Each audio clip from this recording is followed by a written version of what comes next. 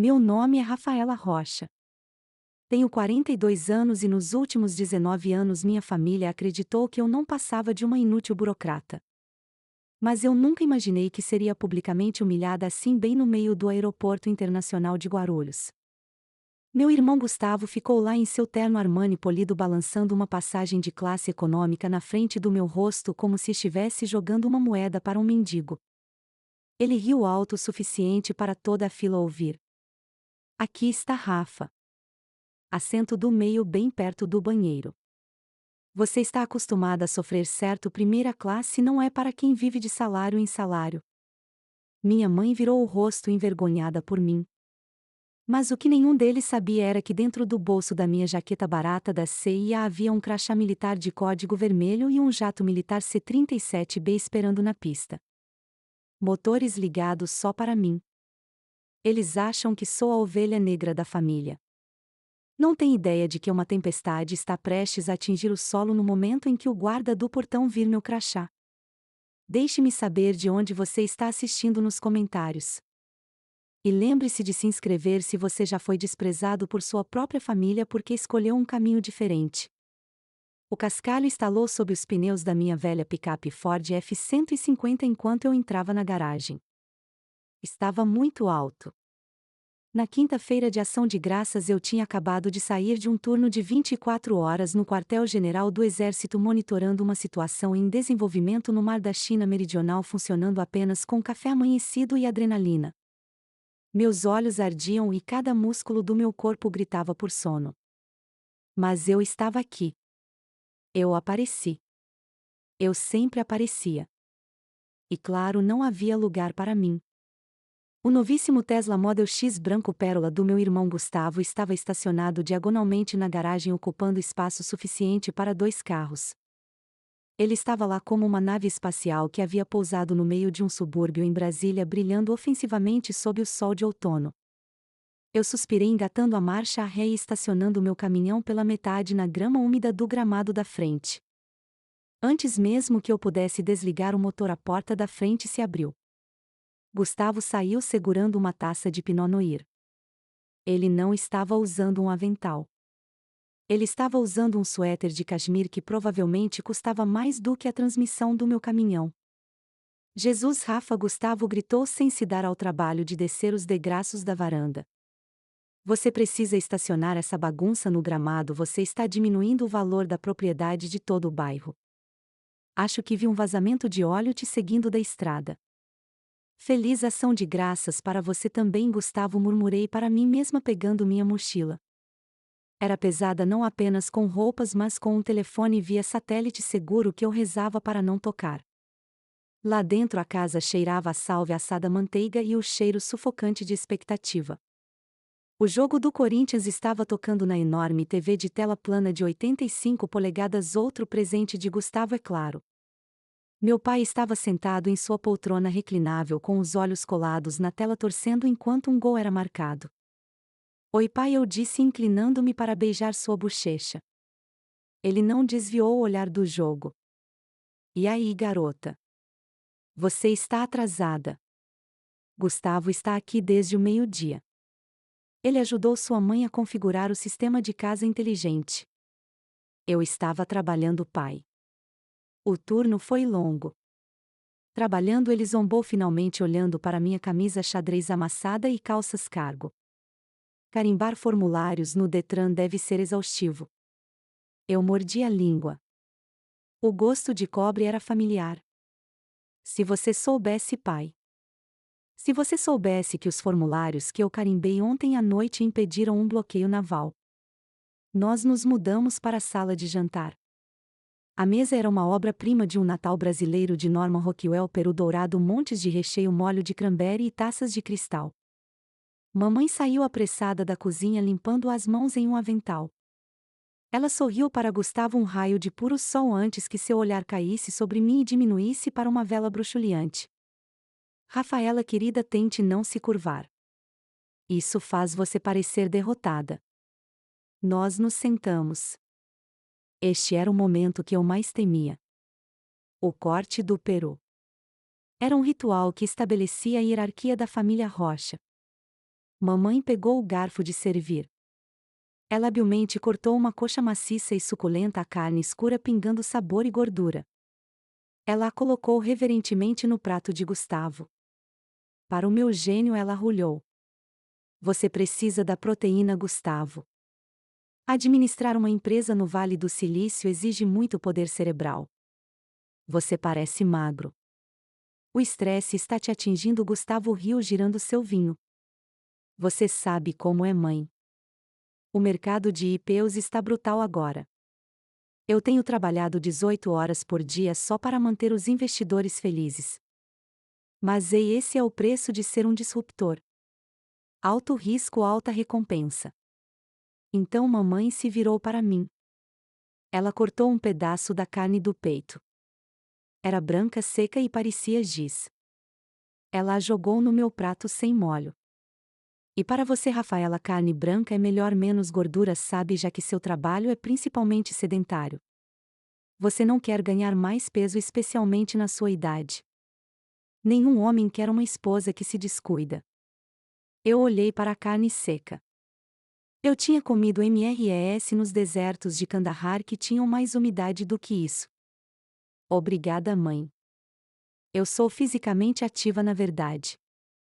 Eu corro 8 quilômetros todas as manhãs. Fugir das responsabilidades não é o mesmo que exercício, Gustavo interveio com a boca cheia de recheio. A mesa riu. Até papai riu. Eu cortei o peru. Era serragem. Eu engoli com água porque ninguém havia me oferecido vinho. Então Gustavo anunciou, batendo as mãos como se estivesse convocando uma reunião do conselho. Grandes notícias. Notícias enormes. Ele enfiou a mão no bolso e tirou uma pequena caixa embrulhada em papel dourado. Ele a deslizou pela mesa para mamãe e papai. Eles a abriram com as mãos trêmulas. Dentro havia um chaveiro. Um chaveiro Lexus. Feliz aniversário adiantado, Gustavo sorriu. Está estacionado na rua. O SUV híbrido 2025. Bancos aquecidos. Capacidade de direção autônoma. Tudo. Mamãe explodiu em lágrimas. Papai se levantou e apertou a mão de Gustavo, batendo nas costas dele tão forte que pensei que ele deslocaria um ombro. Meu filho, meu menino incrível. Você faz demais por nós. Não é nada, Gustavo acenou com a mão de forma displicente, verificando seu Apple Watch. Vocês se sacrificaram por mim. É só o certo. Espere, Rafaela. Ele estalou os dedos. Quase me esqueci. Tenho algo para você também. Meu estômago apertou. Eu não queria sua caridade. Ele tirou um envelope amassado do bolso de trás e o jogou pela mesa. Ele caiu perto do meu copo d'água. Eu vi isso na sala de descanso do escritório. Um dos estagiários estava jogando fora. É um monte de cupons para o Atacadão e o Carrefour. Arroz a granel, feijão enlatado, coisas assim. Acho que alguns expiraram na semana passada, mas geralmente se você faz uma cena os caixas ainda os aceitam. O silêncio na sala era ensurdecedor. Meus pais me olharam com pena. Pegue-os, Rafaela, papai disse suavemente. Gustavo está apenas cuidando de você. Sabemos que o dinheiro é apertado com o seu salário do governo. Eu olhei para os cupons. 50 centavos de desconto em atum enlatado. Eu não preciso disso, Gustavo, eu disse, minha voz firme, embora minha mão tremecesse sob a mesa. Não seja orgulhosa, Rafa, Gustavo sorriu. O orgulho é caro. Você não pode pagar. Falando em pagar as coisas, Gustavo continuou, voltando a ser o centro das atenções. Para o 50º aniversário de casamento no próximo mês eu reservei. Nós vamos para o Havaí. Mamãe ofegou. Havaí, ó Gustavo. Todas as despesas pagas. Primeira classe para você e papai. Resort 5 estrelas em Maui. Eu vou alugar uma cabana particular. Ele fez uma pausa, olhando para mim com falsa preocupação. Rafaela, você vem também, obviamente. Eu vou cobrir sua passagem. Não se preocupe. Eu sei que o resort é caro, então eu encontrei um bom hostel a alguns quilômetros do interior para você. É limpo e há um ônibus para a praia. Eu. Eu comecei a falar. Eu queria contar a eles. Eu queria contar a eles que eu tinha acabado de ser promovida a coronel, que eu comandava o respeito de generais, que eu poderia comprar aquele resort se eu liquidasse meus ativos. Na verdade, eu também tenho algumas notícias. Eu tentei minha voz lutando para ser ouvida sobre a excitação deles. Eu recebi uma promoção na semana passada. Minha nova missão é significativa. Papai acenou com o garfo para mim, me cortando no meio da frase. Rafaela, por favor, agora não. Não vamos transformar isso em uma competição. Estamos celebrando a generosidade do seu irmão. Sua pequena pensão está boa, querida, mas não tente sonhar alto como seu irmão. Isso só leva à decepção. Eu fechei a boca. Olhei para o peru seco no meu prato. Olhei para os cupons vencidos. Ok, eu sussurrei. Havaí. Obrigada, Gustavo. De nada, ele disse piscando para a mamãe. Alguém tem que carregar a bagagem, certo? 2 horas depois eu estava de volta à minha picape. Minhas mãos apertavam o volante tão forte que meus nós dos dedos ficaram brancos. O couro do volante estalou sob a pressão. Eu não gritei. Eu não chorei.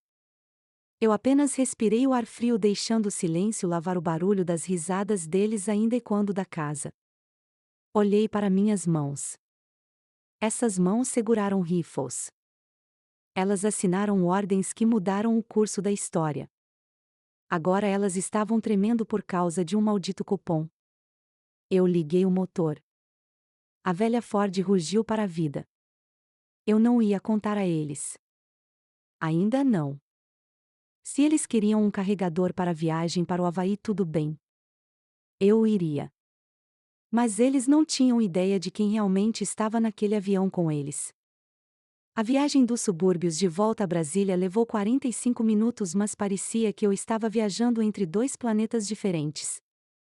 Eu deixei o ar sufocante da casa dos meus pais cheirando a recheio de sálvia e julgamento e dirigi direto para a precisão estéril e fria da minha vida real. Meu apartamento está localizado no distrito do setor militar urbano, um prédio alto cheio de empreiteiros do governo e espiões de agências. O aluguel aqui é mais do que meu pai pensa que eu ganho em 3 meses no Detran. Estacionei minha picape Ford F-150 enferrujada na garagem subterrânea, especificamente em um local escondido atrás de um pilar de concreto, longe dos BMWs e Audis polidos dos meus vizinhos. Peguei o elevador até o último andar. Não há chaves aqui. Inclinei-me, deixando o scanner de retina ler meu olho. A fechadura se abriu com um baque pesado e satisfatório de aço reforçado. Lá dentro o apartamento estava escuro, silencioso e impecavelmente limpo. Não parecia uma casa. Parecia uma casa de segurança. Não havia fotos de família na lareira nem almofadas, apenas móveis modernos e elegantes e um telefone fixo seguro na mesa de centro, sua luz vermelha piscando constantemente para indicar que a criptografia estava ativa. Joguei minha jaqueta barata da CIA no sofá e fui para o quarto. Tirei a camisa xadrez e as calças cargo folgadas, deixando-as em uma pilha no chão. Em frente ao espelho de corpo inteiro, a ilusão de Rafaela balconista finalmente se dissolveu. Meu corpo não era macio ou sedentário. Ele foi endurecido por 19 anos de pistas de obstáculos, caminhadas no deserto e exercícios de combate corpo a corpo.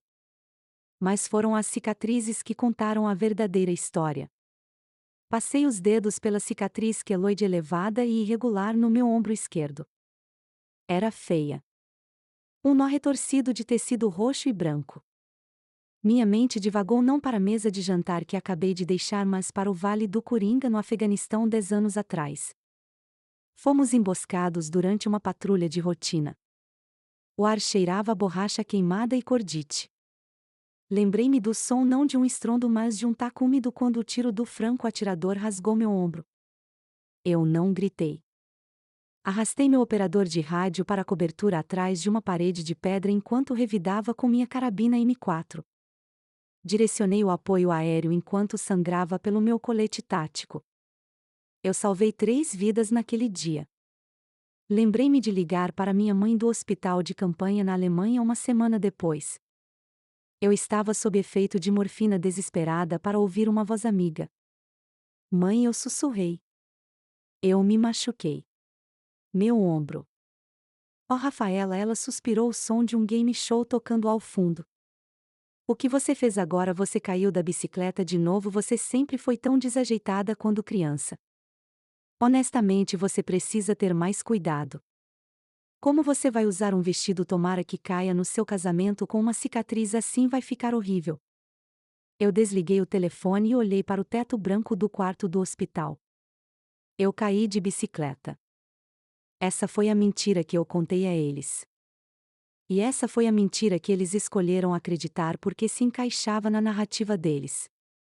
Rafaela desajeitada. Rafaela fracassada. Fui até o cofre biométrico embutido na parede do meu armário. Pressionei meu polegar contra o sensor. A porta se abriu com um assobio. Lá dentro não havia joias ou dinheiro. Pendurado em um saco protetor de plástico estava meu uniforme de gala azul. Nos ombros as águias prateadas de um coronel brilhavam sob a luz do armário. Presos ao peito estavam fileiras de fitas, a estrela de bronze e o coração púrpura, legião de mérito. Abaixo delas estava minha pistola de serviço, uma Sig Sauer P320 limpa e lubrificada. Essa era quem eu realmente era: um fantasma, uma guerreira, uma comandante. Mas para minha família eu era apenas uma maneira de economizar dinheiro. Lembrei-me do dia em que Gustavo entrou na USP. A festa foi lendária. Meus pais alugaram uma tenda para o quintal. Havia champanhe e frutos do mar e uma faixa que dizia futuro bilionário. Meu pai andava por aí dizendo a todos: meu filho vai mudar o mundo. USP, você acredita, custa uma fortuna, mas ele vale cada centavo.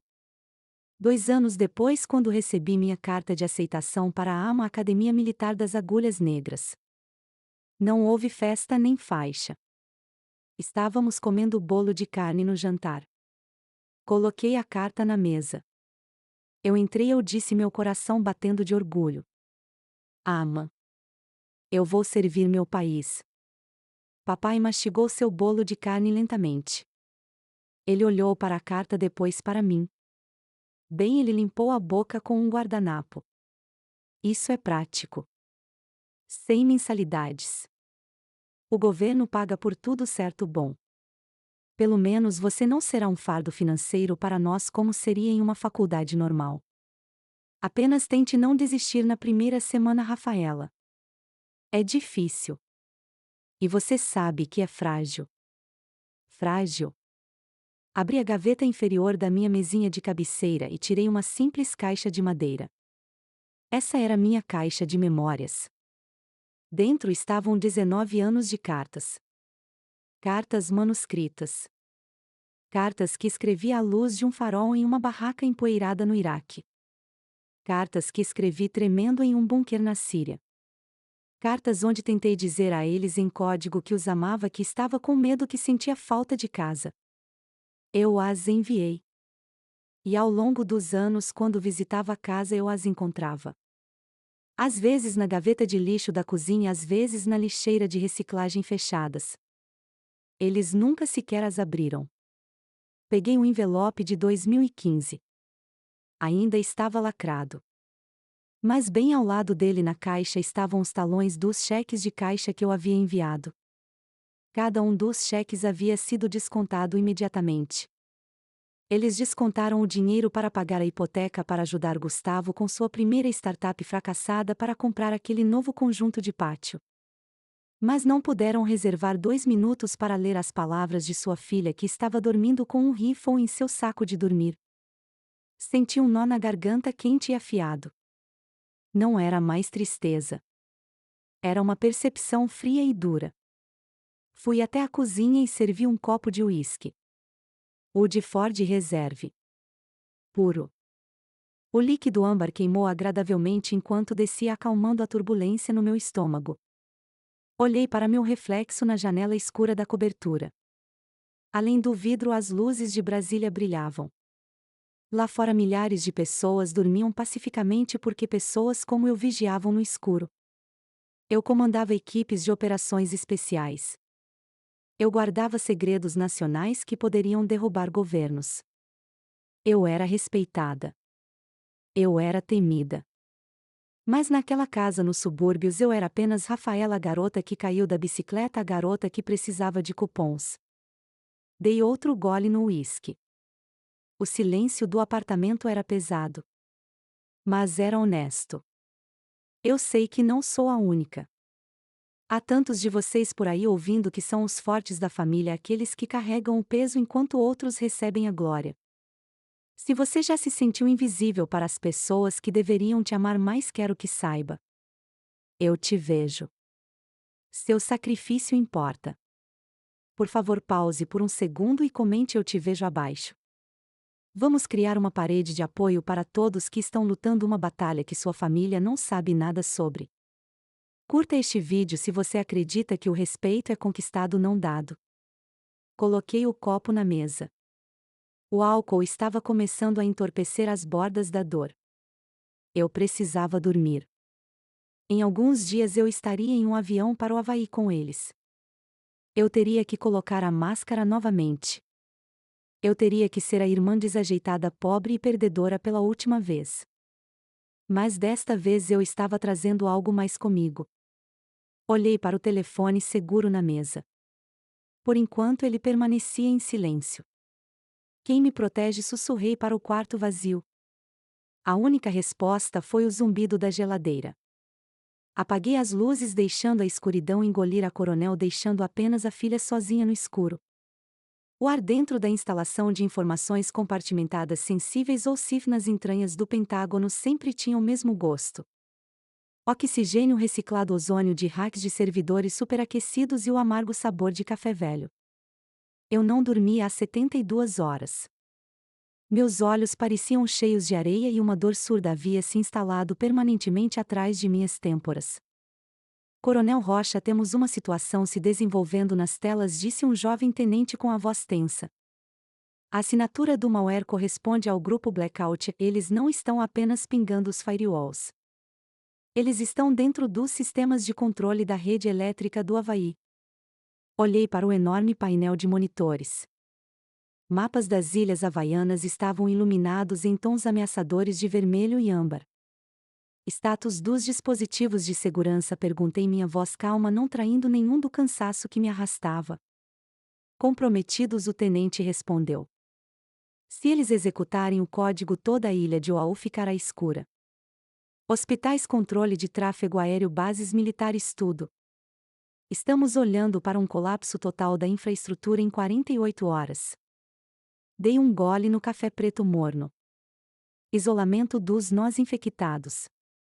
Coloque a ABI na linha. Quero um rastreamento desse sinal e quero isso para ontem. Sim, senhora. A sala era uma colmeia de caos controlado. Analistas gritavam coordenadas. Teclados batiam como metralhadoras. E o destino de mais de 1 milhão de cidadãos brasileiros estava em jogo. E então meu bolso vibrou. Não era meu telefone via satélite seguro. Era meu telefone pessoal descartável. O celular barato que eu mantinha apenas para emergências familiares. Nesta sala, trazer um dispositivo pessoal era um crime militar para qualquer outra pessoa. Para mim era um mal necessário para manter meu disfarce autorizado pelo próprio diretor. Eu o ignorei. Ele vibrou novamente, de novo um zumbido longo e insistente contra meu quadril que parecia mais alto do que as sirenes nos monitores. Coronel. O tenente olhou para mim confuso com o barulho. Ignore, eu estalei digitando um comando no meu terminal. Apenas um problema. Tirei o telefone debaixo da mesa, protegendo a tela. Eu esperava ver uma notificação de hospital. Talvez o pai tivesse um ataque cardíaco. Talvez a mãe tivesse caído. Era uma mensagem de texto de Branca, minha cunhada. Ei, Rafa. Lembrete rápido para fazer as malas. Certifique-se de trazer seu próprio protetor solar. Eu estou embalando meu La Roche Super Go Up. E minha pele é super sensível, então não posso compartilhar. Apenas pegue Banana Boat ou qualquer marca genérica que você use da CIA. Obrigada. Xoxo. Olhei para a tela, meu cérebro lutando para processar o absurdo das palavras.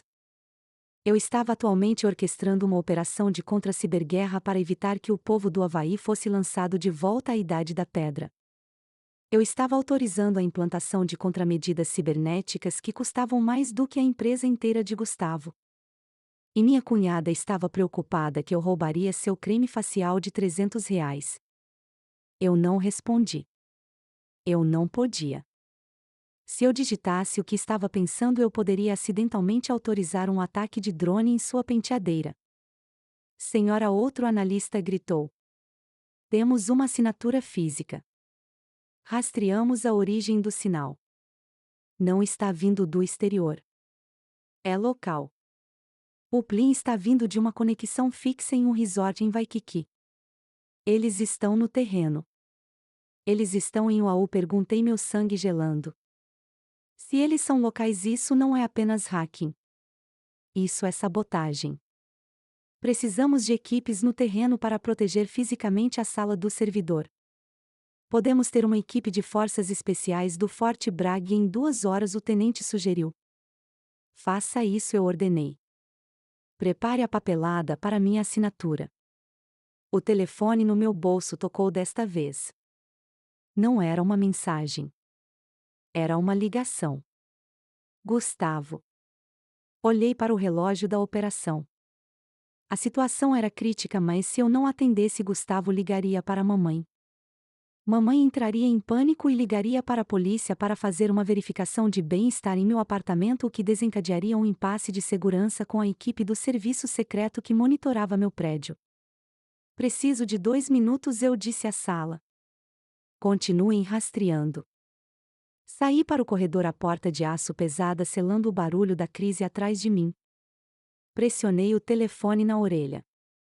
Aqui é Rafaela. Finalmente a voz de Gustavo ecoou alto e arrogante.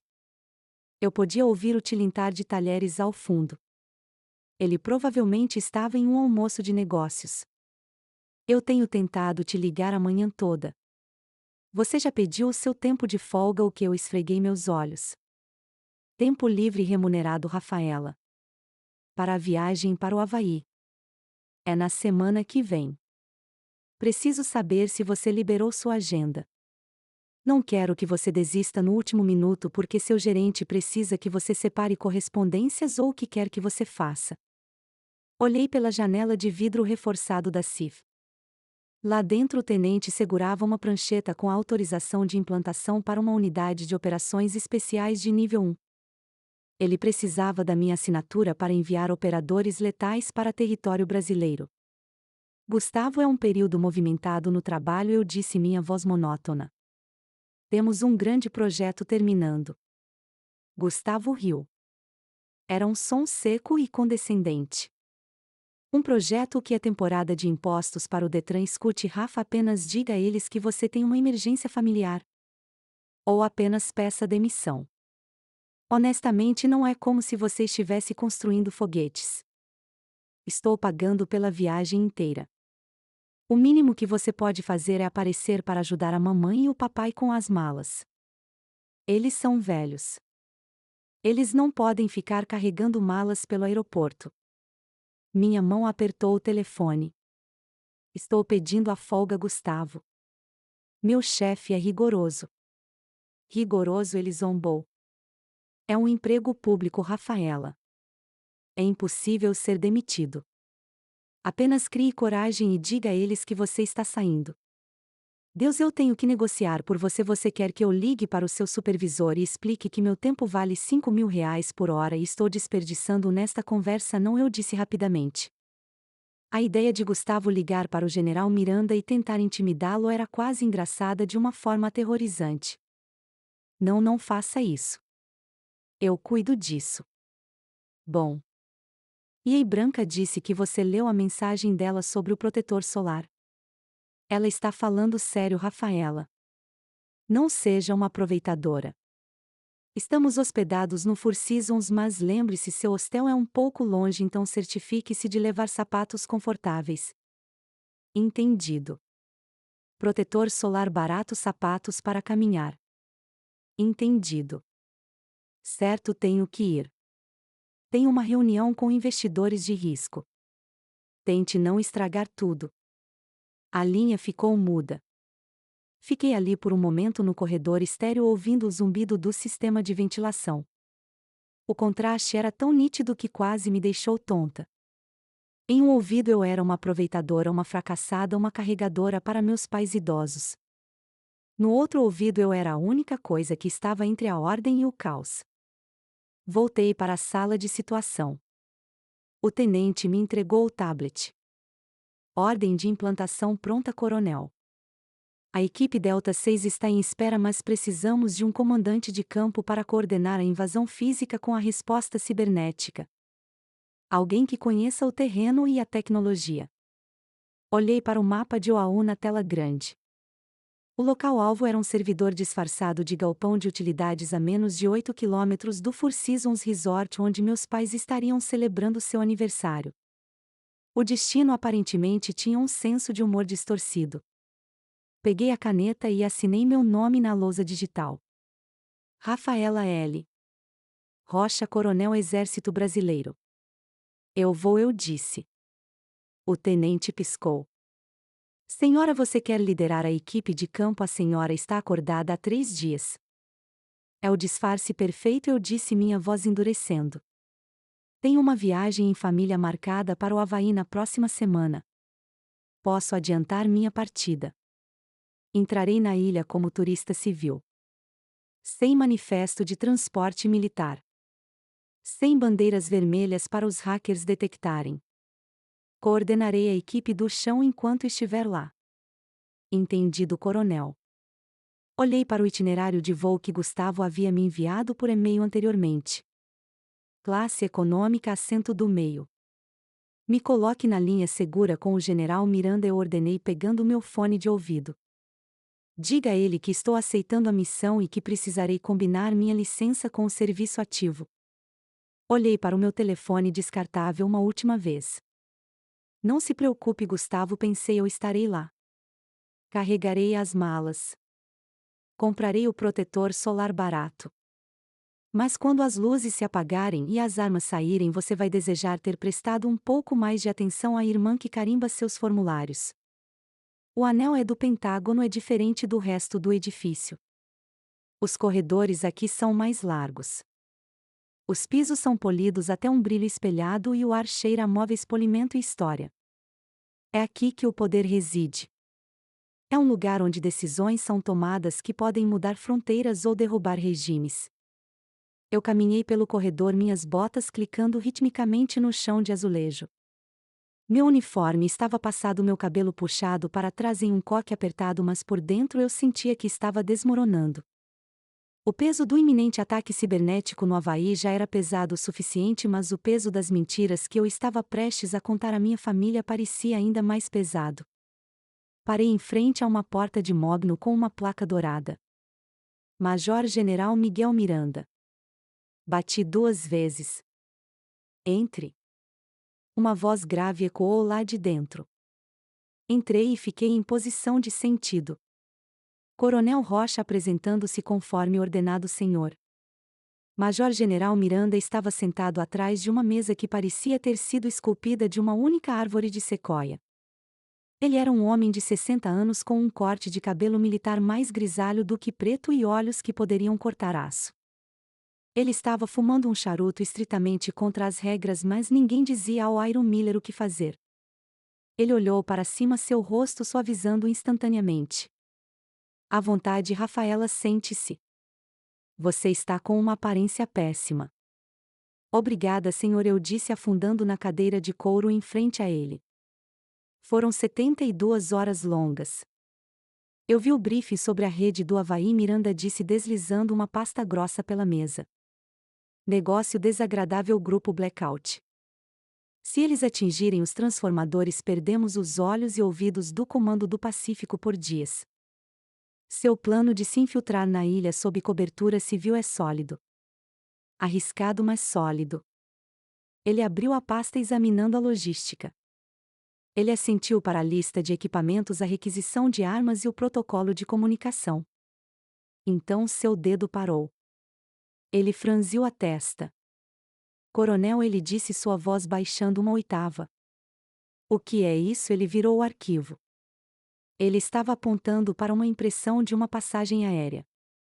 United Airlines classe econômica assento 34B.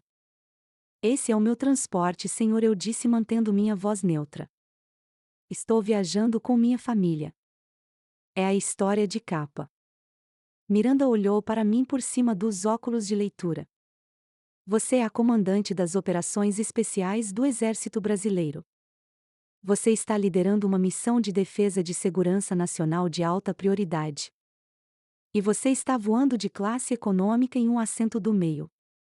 Eu me mexi desconfortavelmente. Meu irmão Gustavo, ele comprou as passagens. Ele insistiu. Se eu comprasse minha própria viagem ou voasse em transporte militar, isso estragaria meu disfarce. Eles acham que eu trabalho em um cargo administrativo de baixo nível. Eles acham que não posso pagar um assento melhor. Miranda fechou lentamente a pasta. Ele deu uma longa tragada em seu charuto, a fumaça enrolando-se em volta de sua cabeça como um halo. Rafaela, há quanto tempo você trabalha para mim? 12 anos, senhor. Desde que eu era capitã. E nesses 12 anos eu a vi levar estilhaços por um novato. Eu a vi negociar com chefes de guerra sem pestanejar. Eu a vi construir esta unidade do zero. Ele se inclinou para a frente, seus olhos fixos nos meus. Então me diga por que sua família a trata como uma empregada. Olhei para minhas mãos. Eles não sabem, senhor. Eles não podem saber. Há uma diferença entre segurança de operações e abuso, Miranda disse bruscamente. Eu ouvi os recados de voz que você recebe. Eu a vi pular o recesso de Natal porque você não queria ir para casa para ser ridicularizada. Você é uma guerreira, Rafaela. Você comanda o respeito de generais de 4 estrelas. Por que você deixa esses civis tratá-la como lixo? Porque eles são minha família, eu sussurrei. E talvez porque parte de mim ainda acredita neles. Talvez eu seja apenas a irmãzinha desajeitada. Miranda bateu a mão na mesa. O som me fez pular. Ele rosnou. Ele se levantou e foi até a janela olhando para o rio Paranoá. Você é a melhor oficial que já treinei e eu serei amaldiçoado se deixar o exército brasileiro ser cúmplice desse desrespeito. Você quer uma história de capa? Ótimo, mas você está viajando como o ativo que você é. Ele estendeu a mão para o telefone vermelho em sua mesa, a linha direta para o comando de mobilidade aérea. Aqui é o general Miranda, ele latiu para o receptor. Preciso de um avião. Implantação imediata para a base aérea de Icão, Havaí. Prioridade código vermelho. Ele fez uma pausa ouvindo. Não, um cargueiro C-130. Eu quero um C-37B Gulfstream. O transporte VIP. Sim, aquele com os assentos de couro e o uplin via satélite. Meus olhos se arregalaram. Senhor, isso é desnecessário. O orçamento, ele acenou com a mão para me calar. Não me importo com o orçamento. Eu me importo com a minha coronel chegando ao teatro de operações descansada e pronta para lutar. E eu quero uma escolta completa da polícia do exército no portão. Ele desligou o telefone e olhou para mim. Um pequeno sorriso malicioso brincava em seus lábios. Você disse que precisava manter seu disfarce até partir, certo? Então vá para o aeroporto com eles. Deixe-os jogar seus joguinhos. Deixe seu irmão acenar com seu cartão de crédito platino. Ele abriu a gaveta de sua mesa e tirou uma nova carteira de identidade. Era preta com uma tira holográfica vermelha. Mas quando você chegar ao portão, Miranda disse deslizando o cartão para mim. Você usa isso aciona o protocolo de prioridade 1. Ele autoriza a extração imediata de linhas civis para pessoal militar-chave. Peguei o cartão. Parecia pesado quente ao toque. Senhor, isso é. Obrigado. Não me agradeça, ele disse bruscamente. Apenas salve a ilha. Levantei-me para sair segurando o cartão. Senti uma estranha sensação no peito, um calor que não sentia há anos. Virei-me para a porta, mas a voz de Miranda me parou. Rafaela. Eu me virei. O general Homem de Ferro, que supostamente tinha água gelada nas veias, havia contornado sua mesa. Ele estava parado na minha frente, imponente e formidável. Ele não ofereceu um aperto de mão. Em vez disso, ele estendeu a mão e colocou suas duas mãos pesadas nos meus ombros. Ele apertou firmemente, um peso sólido e aterrador. Eu conheço seu pai, Miranda disse suavemente. Eu conheço o tipo. Ele olha para contas bancárias para medir o valor de um homem. Ele olha para títulos. Ele é cego, Rafaela. Ele está olhando para um diamante e vendo um pedaço de vidro. Senti minha garganta apertar. Mordi o interior da bochecha para manter a compostura. Você salvou mais vidas em 19 anos do que esse seu irmão salvará em 10 vidas, Miranda continuou, sua voz feroz e baixa. Você não precisa da permissão deles para ser grande. Você não precisa dos aplausos deles. Ele me olhou nos olhos. O Brasil está orgulhoso de você, coronel. E eu estou orgulhoso de você. Agora mantenha-se firme. Isso é uma ordem. Uma única lágrima escapou do meu olho, escorrendo quente pela minha bochecha. Eu a limpei rapidamente, mas Miranda não desviou o olhar. Ele não julgou. Ele apenas segurou meus ombros por mais um segundo, transferindo um pouco de sua força para mim. Sim, senhor, eu consegui dizer, minha voz tremendo ligeiramente. Dispensada, ele disse, dando um passo para trás e retornando à sua persona rude. Saia daqui e me traga algumas nozes de macadâmia. Saí do escritório, fechando a pesada porta de mogno atrás de mim. O corredor estava vazio. Respirei fundo, enchendo meus pulmões com o cheiro do Pentágono. O Brasil está orgulhoso de você. Meu próprio pai nunca havia dito essas palavras nenhuma vez. Toquei o bolso do meu uniforme onde o cartão de identificação preto estava. Meu irmão tinha uma passagem para um assento do meio para mim. O general Miranda tinha um jato de 40 milhões de dólares esperando por mim. Endireitei as costas. Ajeitei minha gola. Deixe Gustavo ter seu momento no balcão de check-in. Deixe minha mãe fazer seus comentários sarcásticos sobre meu peso e meu trabalho. Isso não importava mais. Eu não estava indo para o Havaí como filha deles. Eu estava indo como coronel. E que Deus ajude quem estivesse no meu caminho. O Cadillac Escalade preto parou na garagem dos meus pais como um carro funerário esperando por um enterro, seu motor ronronando com um ronco profundo e caro.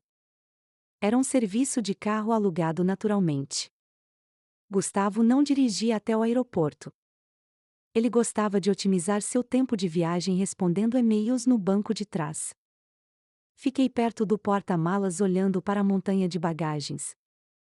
Havia 4 enormes malas de viagem Louis Vuitton. Daquelas com a casca dura e o monograma que gritava "Eu tenho mais dinheiro do que bom gosto". Cuidado com essa, Rafaela branca gritou da varanda da frente. Ela estava verificando sua maquiagem em um espelho compacto usando óculos de sol grandes que provavelmente custavam mais do que meu primeiro carro. O couro risca facilmente. Levante com os joelhos, não com as costas. Cerrei os dentes e levantei a primeira mala. Pesava pelo menos 25 quilogramas.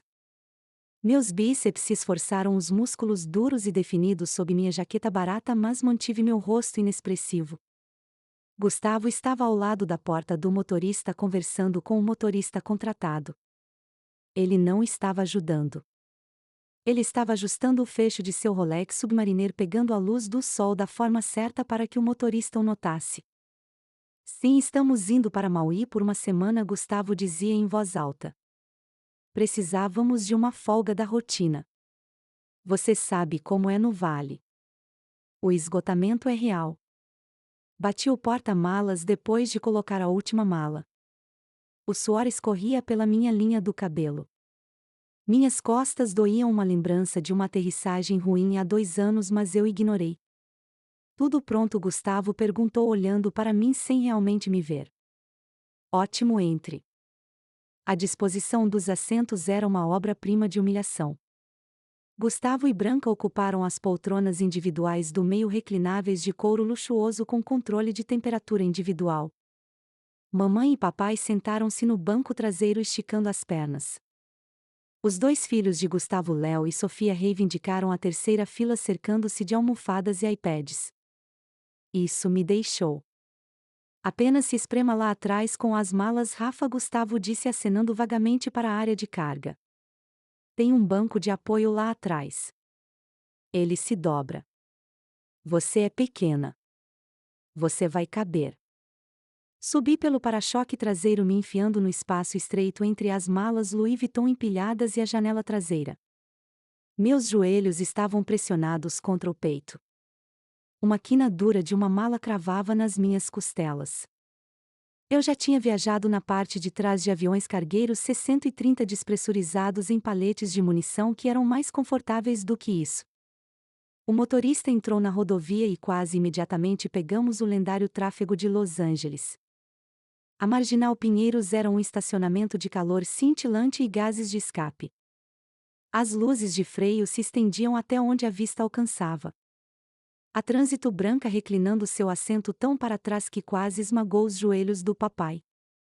Gustavo, você baixou a nova temporada de Show da Luna para as crianças? Sim, eles estão bem, Gustavo disse, tocando em seu telefone. Da fila à minha frente o barulho começou. Léo e Sofia estavam com seus iPads no volume máximo. O som de explosões de desenhos animados e vozes agudas encheu a cabine. Então veio o doce. Tec. Um skitle meio mastigado me atingiu na testa. Limpei-o olhando para o açúcar vermelho pegajoso no meu dedo. Sofia riu, espiando por cima do encosto de cabeça. Ela jogou um papel de bala em seguida. Ele caiu no meu colo. Crianças, acalmem-se, disse Gustavo, mas ele não levantou o olhar do telefone. Seu tom era indulgente, como se estivesse falando com filhotes, não com crianças indisciplinadas assaltando a tia. Meu estômago roncou alto o suficiente para ser ouvido acima do motor. Eu não comia desde o desastre do Peru de ontem. A isso me lembra, Gustavo disse, enfiando a mão em um saco de papel pardo aos seus pés. O aroma rico e noz do café Starbucks de repente encheu o carro, superando o cheiro de couro e ar viciado. Minha boca salivou instantaneamente. Pai, aqui está seu cappuccino. Extra espuma. Gustavo passou um copo para trás. Mãe, chá e latte. Branca, latte de soja grande. Sem espuma. 2 bombas de baunilha. Crianças, aqui estão seus chocolates quentes. Ele passou os copos um por um. Eu observei o vapor subindo das tampas brancas. Eu esperei. Gustavo deu um gole em seu próprio Nitro Cold Brew e colocou a sacola no chão. Estava vazia. Oh, ele disse, olhando no espelho retrovisor, encontrando meus olhos por uma fração de segundo. Ops, eu esqueci completamente de perguntar o que você queria, Rafa. Ele não parecia arrependido, ele parecia entediado. Está tudo bem, eu menti. Minha voz soou rouca. Bem honestamente, presumi que você tomou o café da manhã em casa, ele continuou, dando de ombros. E além disso, essas bebidas chiques são cheias de açúcar. Você está melhor sem elas. Acho que tem uma garrafa de água no bolso da porta lateral se você estiver com sede. Pode estar quente, no entanto.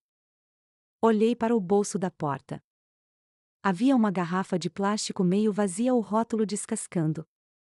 Parecia lixo deixado por um passageiro anterior. Obrigada, Gustavo, eu disse secamente. Hidratação é fundamental. Exatamente, ele disse, virando-se para Branca. Viu, ela prefere água. É uma coisa de orçamento. Quando você não tem dinheiro, você aprende a apreciar as coisas grátis. Eu cerrei a mandíbula tão forte que meus dentes doeram. Virei a cabeça para olhar pela janela traseira. Estávamos passando lentamente pelo rodoanel. Milhares de carros, milhares de pessoas vivendo suas vidas. Nenhuma delas sabia que a mulher espremida no porta-malas deste Cadillac, sendo atingida por papéis de bala, estava carregando um código de autorização que poderia aterrar todos os voos em Guarulhos. Finalmente paramos no meio-fio do Terminal Internacional Tom Jobim. O caos do aeroporto foi imediato. Apitos tocando, ônibus buzinando, pessoas gritando. Saí apressadamente da parte de trás, minhas pernas dormentes da posição apertada. Quase tropecei quando o sangue voltou para meus pés.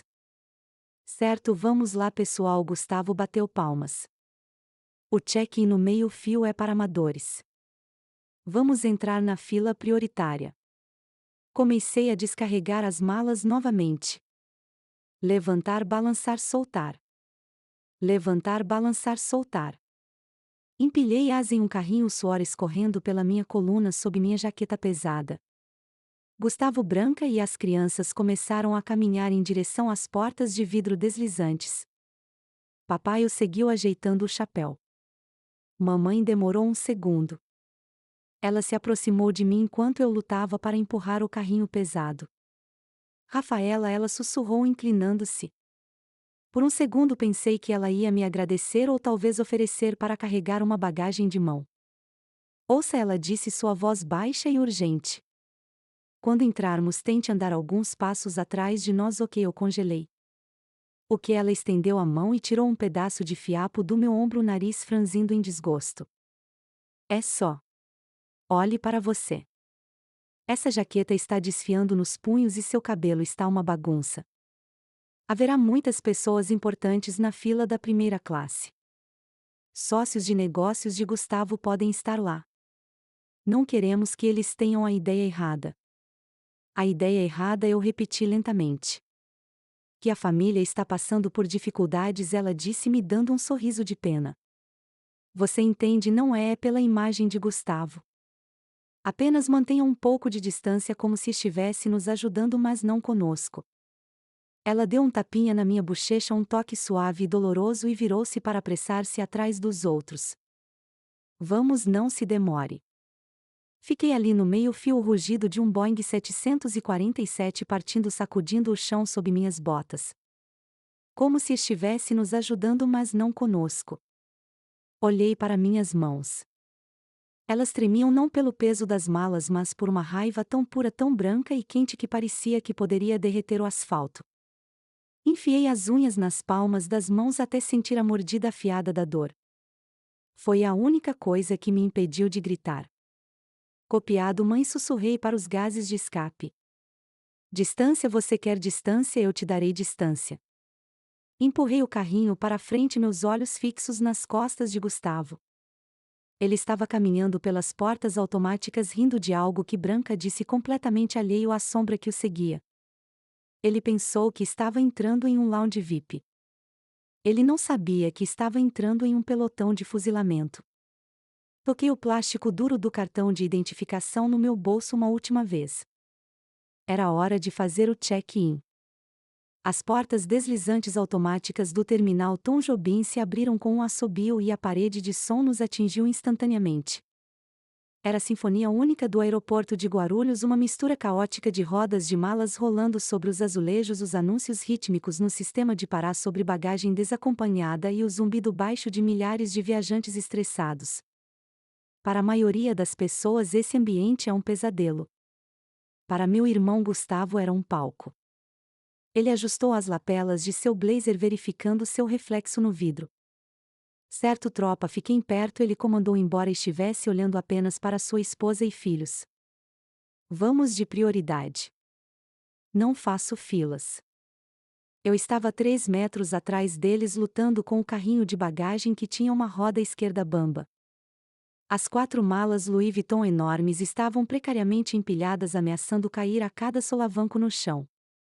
As pessoas me encaravam enquanto eu manobrava a monstruosidade pela multidão, murmurando desculpas que ninguém ouvia. Gustavo marchou direto para o balcão da United Airlines, ignorando a fila serpenteante de famílias cansadas e mochileiros que se estendia de volta à entrada. Ele foi direto para o tapete vermelho marcado Premier Access 1K Global Services. Havia uma corda de veludo. Ele a desenganchou sozinho sem esperar pelo atendente e se aproximou do balcão como se fosse o dono da companhia aérea. Gustavo Rocha, ele anunciou em voz alta, batendo seu passaporte e um pesado cartão América Express Platinum de metal no balcão. Grupo de 7, sou membro Premier Platinum e tenho 4 malas com excesso de peso, mas você vai dispensar as taxas porque bem veja o status. A agente, uma mulher de meia idade com olhos cansados e uma etiqueta com o nome Brenda, suspirou imperceptivelmente. Ela começou a digitar. Bom dia, senhor Rocha. Vejo sua reserva. Voando para Honolulu hoje. Maui. Gustavo a corrigiu bruscamente. Conexão em Honolulu, mas certifique-se de que nossas malas sejam etiquetadas até o fim com etiquetas de prioridade. Não quero esperar na esteira com a população em geral. Finalmente os alcancei sem fôlego, empurrando o carrinho até a balança. Meu rosto estava corado pelo esforço. Gustavo não se ofereceu para ajudar a levantar as malas para a esteira. Ele apenas batia o pé impacientemente. Mais rápido, Rafaela, ele sibilou. Você está atrasando a fila.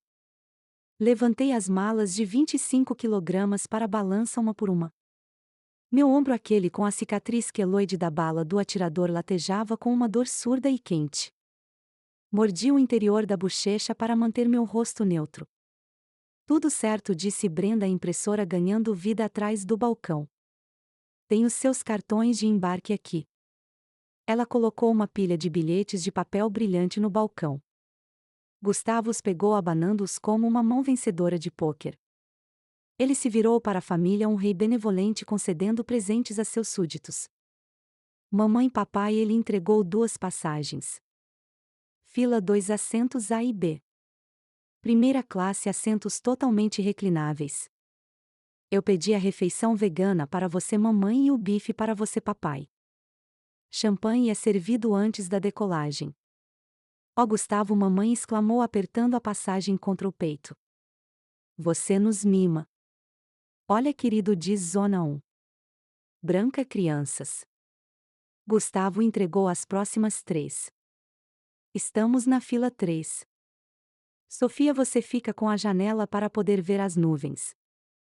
Léo, você fica com o corredor para poder correr. Uhul, primeira classe. Léo comemorou, mostrando a língua para uma criança que estava na fila da econômica. Então sobrou uma passagem. Não estava impressa no papel brilhante. Estava impressa no papel térmico fino da nota fiscal que se enrolava nas bordas. Gustavo assegurou. Ele não a entregou a mim imediatamente. Ele a agitou no ar, uma pequena bandeira branca de rendição. O terminal estava lotado e as pessoas por perto, empresários de terno, famílias de férias, estavam observando. Gustavo adorava uma plateia. E para você, Rafa, ele disse, sua voz ressoando com uma jovialidade performática que me causava arrepios. Ele se aproximou, invadindo meu espaço pessoal. O cheiro de seu perfume caro misturado com o ar viciado do aeroporto era nauseante. Eu tentei o meu melhor, ele mentiu sorrindo. Mas você sabe, os preços de feriado são insanos. Então aqui está, ele empurrou o papel fino em minha direção. Assento 42, e ele anunciou claramente, garantindo que as pessoas na fila atrás de nós pudessem ouvir. Esse é o assento do meio, bem na última fila, bem ao lado do banheiro. Você sabe onde a mágica acontece. Branca soltou um guincho agudo, então cobriu a boca com sua mão manicure. Ó Gustavo, pare. Isso é maldade. Mas seus olhos dançavam de diversão. Gustavo riu, balançando a cabeça. Ei, eu estou fazendo um favor a ela. Ela está acostumada a sofrer, certo? Quer dizer, olhe para ela. Ele gesticulou vagamente para minha roupa. A jaqueta desfiada da CIA. Os tênis gastos. Primeira classe não é para quem vive de salário em salário, Rafa. Você se sentiria deslocada. Você não saberia qual garfo usar. O mundo pareceu desacelerar. Eu podia ouvir o barulho do cinto de bagagem levando as malas dos meus pais. Eu podia ouvir o din do sino de anúncio. Eu podia sentir os olhos dos estranhos ao nosso redor. Alguns pareciam com pena. Alguns pareciam envergonhados. Minha mãe se virou fingindo estar fascinada por um anúncio de duty free na parede. Meu pai ajustou o chapéu olhando para os sapatos. Eles estavam com vergonha. Não da crueldade de Gustavo, mas de mim, da minha pobreza, do fato de eu ser a piada da família. Vamos, pegue, Gustavo disse balançando a passagem. O embarque começa em 20 minutos. Você está na zona 5, então terá que esperar até que todos os outros estejam a bordo. Mas ei, pelo menos você está no avião. Olhei para o bilhete assento 42 e econômica. Então olhei para Gustavo pela primeira vez em anos. Eu realmente olhei para ele.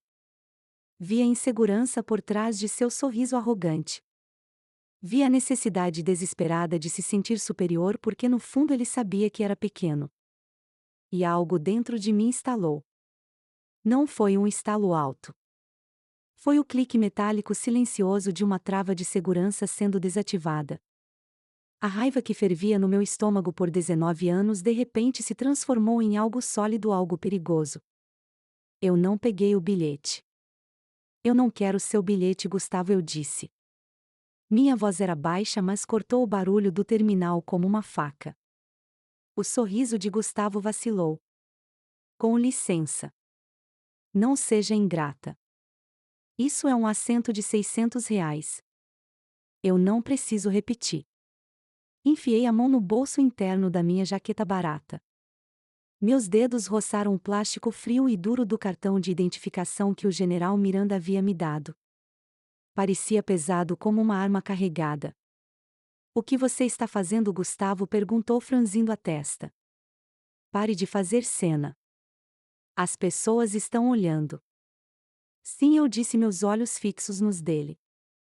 Eles estão assistindo e você queria um show, não queria? Tirei o cartão. Era preto com uma tira holográfica vermelha que pegava as luzes fluorescentes do teto. Não parecia um cartão de crédito. Não parecia uma carteira de motorista. Parecia autoridade. Virei-me para Brenda, agente de bilhetes, que observava o drama familiar com os olhos arregalados. Senhora, eu disse, minha voz mudando. A hesitação havia sumido. A gagueira havia sumido. Essa era a voz que comandava batalhões. Estou autorizando uma substituição de prioridade 1. Coloquei o cartão no scanner do balcão. Gustavo riu nervosamente. Rafaela, o que é isso? Um cartão de biblioteca? Você está se envergonhando. Mas então a máquina apitou. Não foi o bip alegre normal de um cartão de embarque sendo escaneado. Foi uma sirene de 2 tons áspera e urgente que ecoou do terminal do computador. A tela atrás do balcão piscou. Não mostrava números de assentos. Ela ficou sólida e piscando em vermelho vivo. Você já teve um momento em que finalmente enfrentou um valentão e a sala ficou em silêncio, aquela sensação quando você para de aceitar o desrespeito? Se você está esperando Rafaela destruir o ego dele, esmague o botão de curtir agora mesmo. E eu quero saber qual é a única coisa que um membro da família disse a você que você nunca perdoará. Comente. Respeito. Se você acha que Rafaela está prestes a ensiná-lo uma lição que ele nunca esquecerá. Brenda olhou para a tela e a cor esvaiu-se de seu rosto. Ela olhou para o cartão e depois para mim, sua boca se abrindo. Gustavo parou de rir. Que barulho é esse? Ele exigiu. Rafaela, você quebrou a máquina, não, Gustavo? Eu disse suavemente enquanto o som de passos pesados começava a se aproximar do posto de segurança do TSA. Acabei de fazer o check-in. O som que rompeu do terminal de check-in não foi um bip. Foi um grito. Foi um grito eletrônico estridente e dissonante que cortou o zumbido baixo do terminal internacional Tom Jobim como uma faca em tela. Ele desencadeou uma reação visceral imediata em todos que estavam em um raio de 15 metros. Conversas pararam no meio da frase. Cabeças se viraram.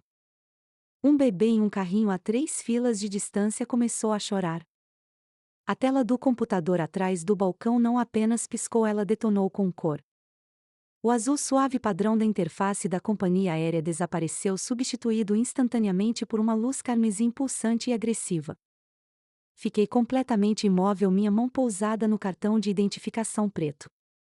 Brenda, agente de bilhetes, ofegou e recuou do monitor como se fosse radioativo. Seu rosto estava banhado no brilho vermelho, seus olhos arregalados com uma mistura de terror e confusão. Ela olhou para o texto que rolava na tela, seus lábios se movendo silenciosamente enquanto lia as palavras que nenhum agente de bilhete civil esperava ver. Alerta crítico, código vermelho, identidade confirmada. Coronel Rafaela L. Rocha, comandante do Exército Brasileiro. Ativo de nível 1, não deter. Proteja o perímetro. Oh meu Deus! Brenda sussurrou, suas mãos tremendo enquanto ela pegava o telefone em sua mesa. Oh meu Deus! Gustavo, que estava rindo segundos atrás, deu um passo vacilante para trás. Seu rosto passou de arrogância divertida para choque pálido. Ele olhou para a tela, piscando, depois para mim, depois para os seguranças que já começavam a olhar em nossa direção. Rafaela, ele sibilou, sua voz falhando. Que diabos você fez? Isso é um cartão de crédito roubado, você invadiu o sistema. Eu não fiz nada, Gustavo, eu disse calmamente. Acabei de fazer o check-in. Não minta para mim, ele gritou, o pânico subindo em seu peito.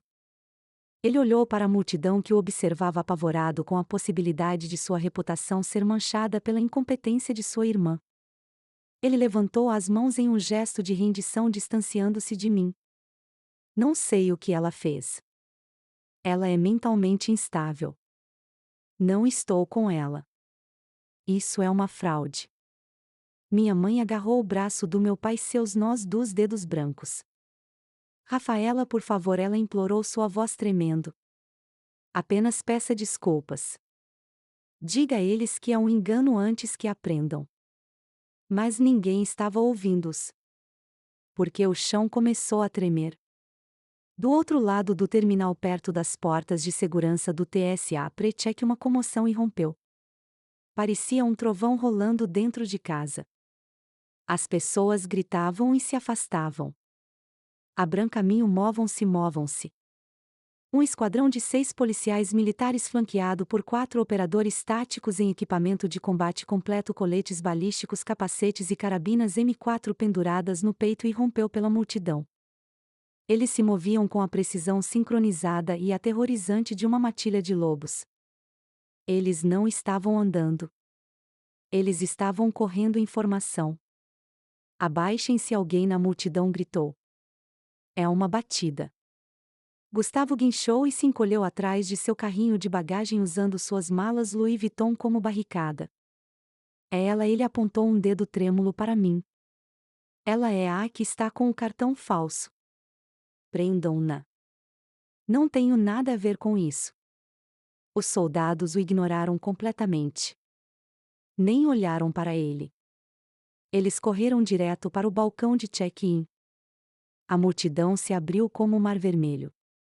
Pessoas segurando seus telefones para gravar o caos, seus rostos iluminados pelas telas. O operador líder, um homem enorme com um fone de ouvido tático, alcançou o balcão primeiro. Ele não me derrubou. Ele não gritou para eu deitar no chão. Ele parou a 1 metro de mim e se virou de frente para a multidão. Os outros soldados fizeram o mesmo. Em 2 segundos eles haviam formado um perímetro defensivo perfeito e impenetrável ao meu redor. Suas costas estavam para mim, suas armas prontas, escaneando o terminal em busca de ameaças. Fiquei no centro do círculo, o olho do furacão. O silêncio repentino que caiu sobre o terminal era pesado, quebrado apenas pelo tudo rítmico de botas pesadas se aproximando no chão de mármore. Um homem passou pela fresta entre os soldados. Ele estava usando o uniforme verde de gala do Exército Brasileiro. As folhas de carvalho de um major brilhavam em seus ombros. Ele andava com um propósito que fazia o exibicionismo corporativo de Gustavo parecer um tropeço de criança. Ele parou diretamente na minha frente. Ele olhou para minha jaqueta ceia puída. Ele olhou para meus tênis gastos. Ele olhou para meu cabelo bagunçado. E não piscou. Ele bateu os calcanhares. O som foi nítido como um tiro de pistola. Ele ergueu a mão em uma saudação firme e inabalável. Coronel Rocha, ele latiu, sua voz ecoando pelo terminal silencioso. Lentamente endireitei-me. Recuei os ombros, o peso fantasma da minha mochila pesada se encaixando. Eu não era mais a Rafaela balconista. Eu era a comandante. Eu retribuí a saudação, minha mão cortando o ar com precisão. Major. Senhor, o major disse baixando a mão, mas permanecendo em posição de sentido. O general Miranda enviou a equipe de extração. Protegemos o terminal. O C-37B está abastecido e os motores estão funcionando na pista. Estamos prontos para a partida imediata para a base aérea de Icão. Eu assenti. Excelente timing, major. Não vamos deixar o general esperando. Pelo canto do olho vi movimento. Gustavo estava se levantando lentamente de trás de sua bagagem. Sua boca estava aberta tão amplamente que parecia que sua mandíbula havia desarticulado. Seus olhos estavam esvoaçando dos soldados para o major e finalmente para mim. Seu cérebro estava tentando processar os dados impossíveis à sua frente e estava falhando. Coronel, ele sussurrou. A palavra soou estranha em sua boca. O que? Quem? Meu pai deu um passo à frente, seu rosto pálido. Rafaela, o que está acontecendo? Porque eles estão te saudando? Fique para trás, senhor. Um dos policiais militares gritou, dando um passo à frente de meu pai e levantando a mão. Mantenha uma distância de 3 metros do VIP. VIP, minha mãe guinchou. Mas ela trabalha nos Correios. O major virou ligeiramente a cabeça, dando aos meus pais um olhar de desdém fulminante que poderia ter tirado a tinta de uma parede. A coronel, ele disse secamente a uma das oficiais de mais alta patente do Comando de Operações Especiais do Exército Brasileiro. Vocês devem mostrar a ela o devido respeito. Gustavo olhou para a mão dele.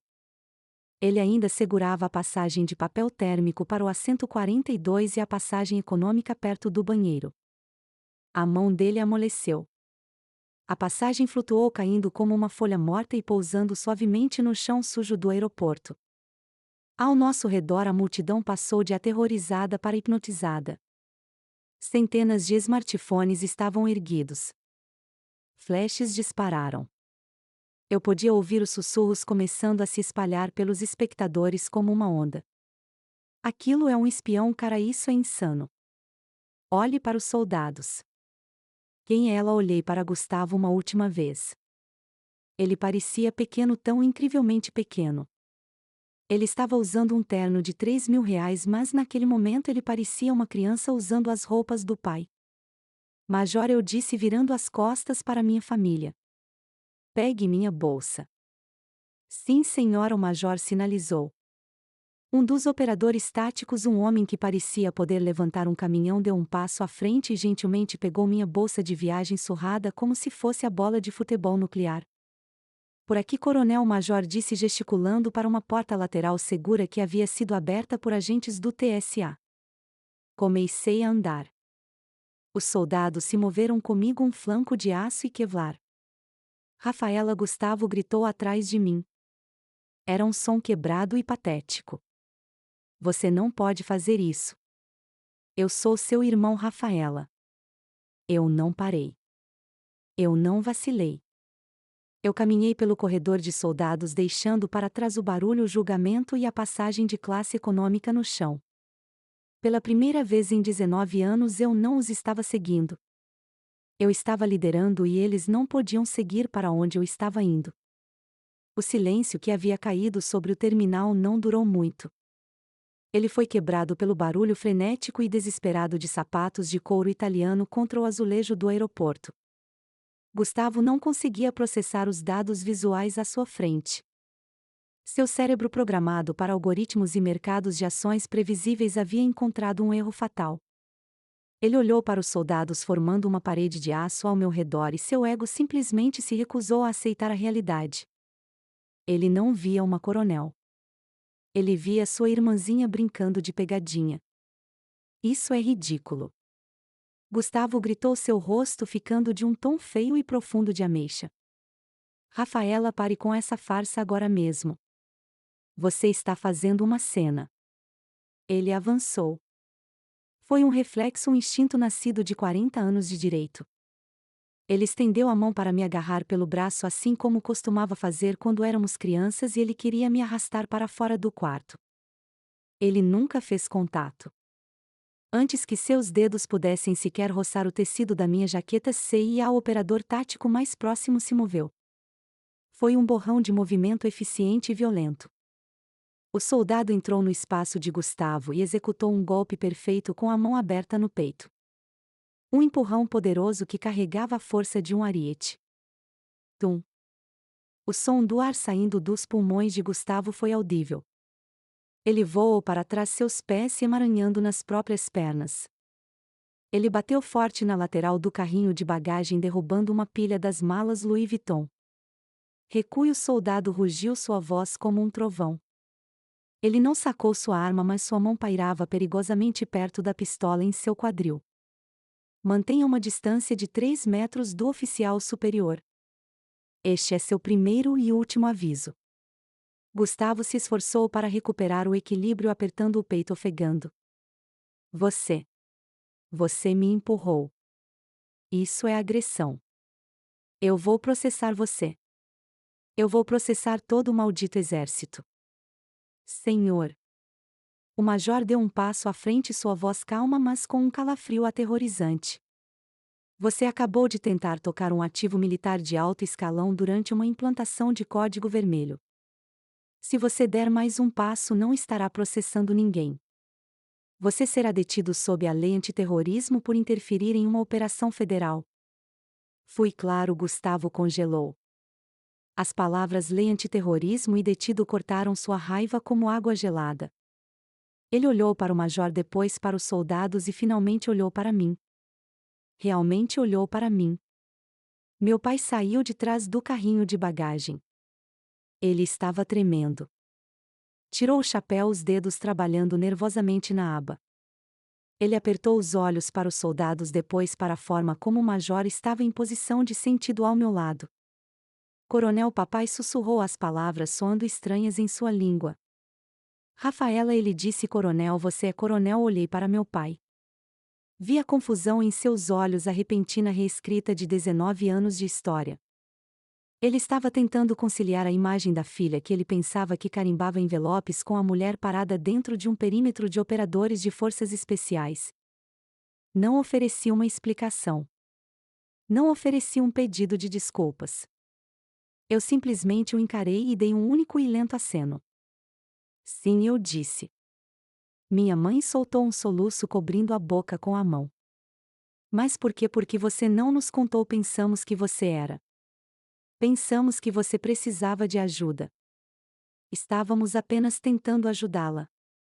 Ajudar-me, repeti, minha voz monótona. Alimentando-me com sobras, fazendo-me carregar suas malas, dizendo-me que eu não era boa o suficiente. Queríamos que você fosse realista. Ela chorou olhando para a multidão que agora filmava tudo. Ela viu os telefones. Ela viu as luzes vermelhas de gravação. Ela percebeu exatamente como isso pareceria no noticiário da noite. Gustavo, faça alguma coisa, todos estão assistindo. Gustavo ajeitou o blazer. Passou a mão pelo cabelo com o gel, seus olhos examinando o terminal. Ele também viu os smartphones. Ele sabia como a internet funcionava. Ele sabia que em cerca de 10 minutos Gustavo Rocha estaria em alta e não por um lançamento de produto. Ele forçou um sorriso. Era algo horrível, trêmulo. Ok. Gustavo riu nervosamente, levantando as mãos. Você me pegou, Rafa. Boa pegadinha. Sério, você me pegou. Os soldados, a sirene. Muito elaborado. Você contratou esses caras? Isso é para um show? Ele deu um passo hesitante para frente, testando o terreno. Olha, a imprensa está aqui, ele sussurrou em voz alta, inclinando a cabeça para os curiosos. Não vamos lavar roupa suja, ok, somos família. Sangue é mais grosso que água, certo? Apenas diga aos seus amigos aqui para nos deixar passar. Podemos acompanhá-la até o portão VIP. Tenho certeza de que há espaço no lounge para todos nós. Podemos rir disso com champanhe. Ele queria compartilhar os holofotes. Ele queria se aproveitar do poder que ele passou a vida inteira me negando. Olhei para ele e pela primeira vez não senti raiva. Não senti mágoa. Não senti nada além de uma pena fria e distante.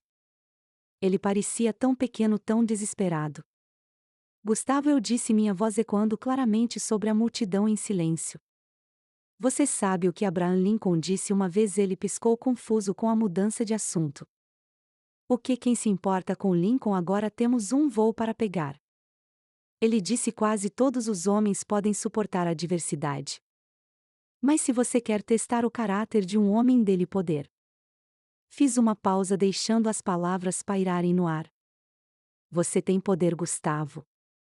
Você tem dinheiro. Você tem status. Você tem o cartão Platinum e o título de CEO. E a vida lhe deu um teste. Deu-lhe uma irmã mais nova que você pensou que era fraca e você usou seu poder para esmagá-la. Você usou seu poder para humilhá-la. O sorriso de Gustavo desapareceu. A cor esvaiu-se de seu rosto novamente. Eu estava apenas brincando, ele gaguejou.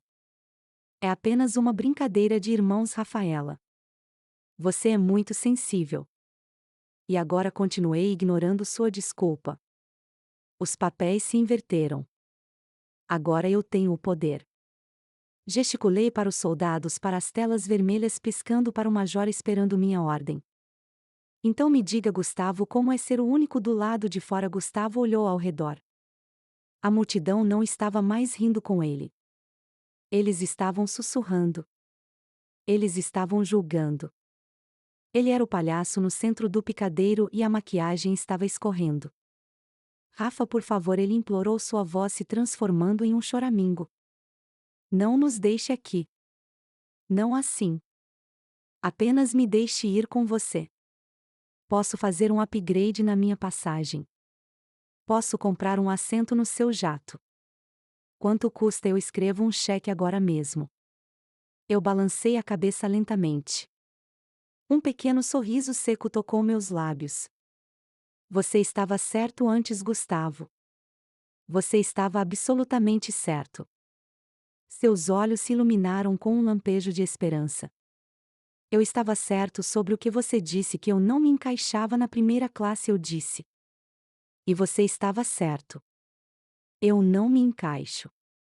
Dei um passo para trás, os soldados se movendo comigo em perfeita sincronização. Mas você também não se encaixa onde eu estou indo.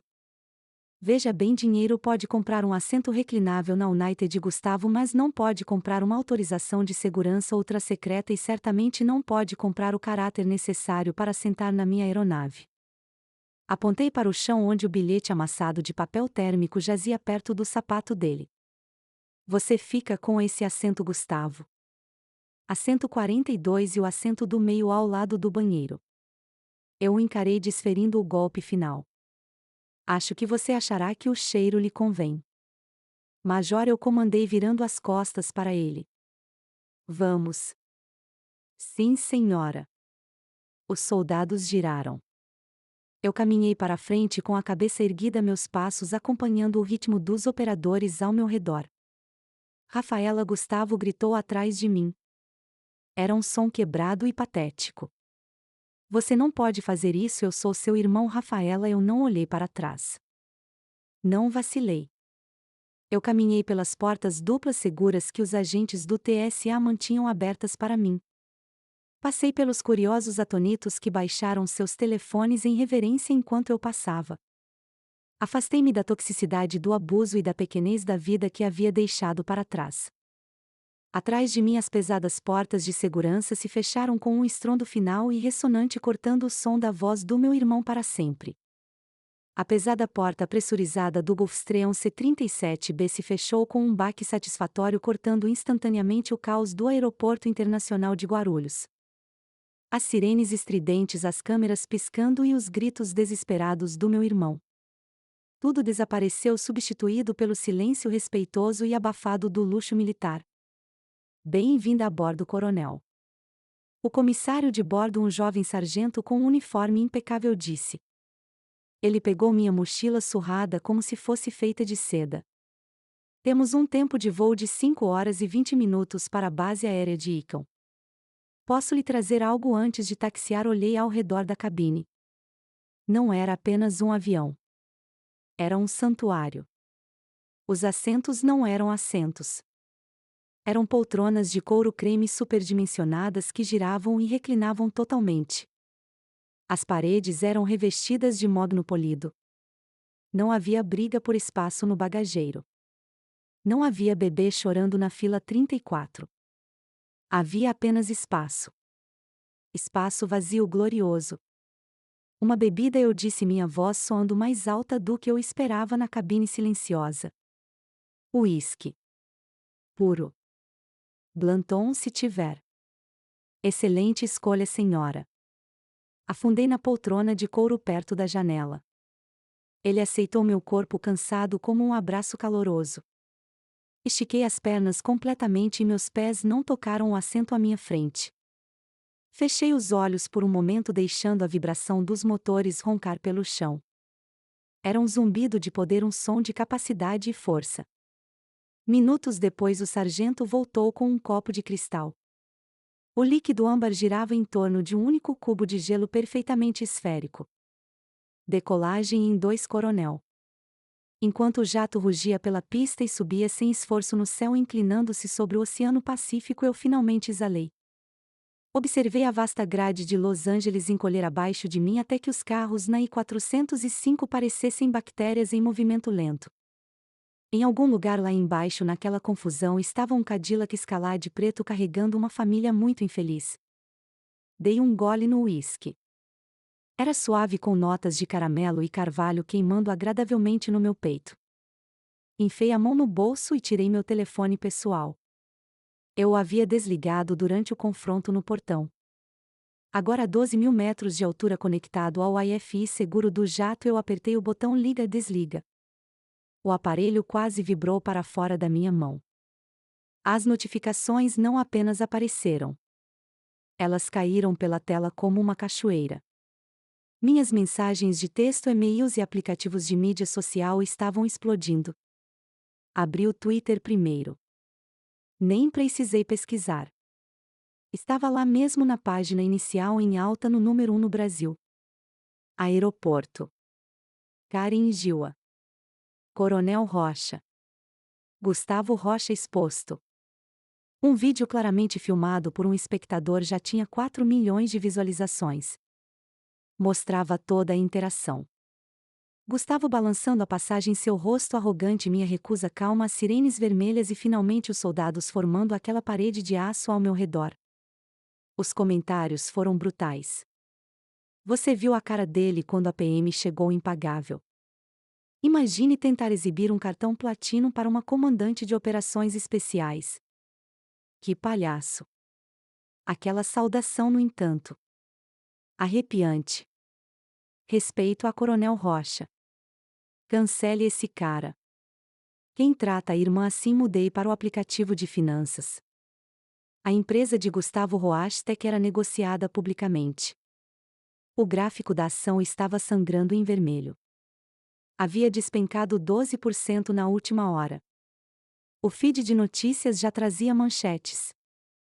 CEO da Roach sob ataque após vídeo viral mostrar abuso de oficial militar. Conselho de administração convoca reunião de emergência. No Brasil, o mercado perdoa produtos ruins, mas raramente perdoa um desastre de relações públicas envolvendo as tropas. Gustavo havia tocado no terceiro trilho da cultura brasileira e ele estava sendo frito. Então abri minhas mensagens de texto. Havia 20 mensagens não lidas da mamãe. Rafaela querida, você está aí? Por favor, responda. Não tínhamos ideia. Uma coronel.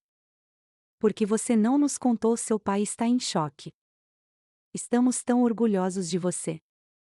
Sempre soubemos que você era especial. Ouça, o aeroporto está uma loucura. As pessoas estão gritando com Gustavo. É assustador. Você pode dar a volta no avião ou talvez enviar um carro para nós ainda podemos fazer as férias acontecerem. Nós te amamos. Por favor, atenda. Eu olhei para os emojis de coração. Por 19 anos eu esperei por aquelas palavras. Estamos tão orgulhosos de você. Eu havia sangrado por aquelas palavras. Eu havia perdido aniversários, casamentos e feriados. Servindo nos cantos mais escuros da terra apenas esperando que um dia eu voltasse para casa e eles me vissem. E agora eles estavam aqui. Mas eles pareciam baratos. Eles pareciam uma transação. Eles não estavam orgulhosos de mim. Eles estavam orgulhosos do posto. Eles estavam orgulhosos da proximidade com o poder e principalmente estavam com medo das consequências de me perder. Rolei para baixo. As mensagens de Gustavo eram ainda piores. Rafaela, atenda o telefone. Isso não tem mais graça. Meus investidores estão retirando o dinheiro. Você tem ideia de quanto dinheiro perdi nos últimos 30 minutos? Você precisa divulgar um comunicado. Diga a eles que foi uma pegadinha. Diga que estávamos filmando uma esquete ou algo assim. Eu te pago. Diga seu preço. Rafaela, você está me matando. Sou seu irmão. Você me deve isso. Você me deve. Dei outro gole de uísque deixando o líquido na língua. Olhei pela janela para o azul profundo e infinito do Pacífico. O céu estava vazio e limpo. Lembrei-me de ter 10 anos ralando o joelho no parquinho. Lembrei-me de correr para Gustavo chorando querendo que o irmão mais velho me ajudasse. Ele riu e me disse para parar de ser um bebê. Lembrei-me de mostrar à minha mãe um desenho que fiz e ela perguntar por que eu não conseguia desenhar tão bem quanto Gustavo. Percebi então que não estava com raiva. A raiva exige paixão. A raiva implica que você ainda se importa com o resultado. Não senti nada, apenas um alívio silencioso e oco. O tipo de alívio que você sente quando finalmente larga uma mochila pesada que você carregou por quilômetros. Eu não devia nada a ele. Não devia a eles meu silêncio, meu trabalho ou minha proteção. Não mais. Eu não digitei nada. Não enviei uma resposta contundente. Não enviei um emoji de perdão. Eu simplesmente segurei o botão lateral do meu telefone. Deslize para desligar. Deslizei meu polegar pela tela. O caos digital, os pedidos, o falso amor, o pânico desapareceram na escuridão. A cabine estava silenciosa novamente, exceto pelo tilintar suave do gelo no meu copo. Eu estava sozinha a 12.000 metros de altura. Pela primeira vez na vida eu não tinha uma família para voltar. Eu era órfã por minha própria escolha. Mas enquanto olhava para as nuvens se estendendo em direção ao horizonte, em direção ao Havaí e à missão que me esperava, percebi outra coisa. Eu era livre. Sargento, chamei suavemente sem me virar da janela. O comissário apareceu instantaneamente. Sim, coronel. Vamos precisar preparar o briefing tático para a aterrissagem em Oahu, eu disse, minha voz firme e forte. Mas me dê mais 10 minutos. Estou apenas apreciando a vista. Leve o tempo que precisar, senhora. Fechei os olhos e respirei fundo. Foi o primeiro fôlego que eu tinha dado em 19 anos que parecia inteiramente meu. 48 horas depois, a missão de proteger a rede elétrica de Oahu foi concluída. O ataque cibernético foi frustrado, o malware isolado e os operativos locais do grupo Blackout estavam sob custódia federal. A ilha estava segura, embora os turistas que tomavam suas bebidas à beira da piscina não tivessem ideia do quão perto eles chegaram da escuridão. Eu estava no saguão aberto do Royal Hawaiian Hotel Palácio Rosa do Pacífico. O ar cheirava a plumeria e sal marinho. O sol do fim da tarde banhava tudo em um brilho dourado e quente, mas eu não sentia a umidade. Eu estava usando meu uniforme de serviço do exército, dress blues, a jaqueta escura era perfeitamente ajustada. A listra dourada correndo pelas calças era afiada o suficiente para cortar vidro. No meu peito, minhas medalhas e fitas capturavam a luz. A estrela de prata, o coração púrpura, a legião de mérito. Verifiquei meu relógio. 17h.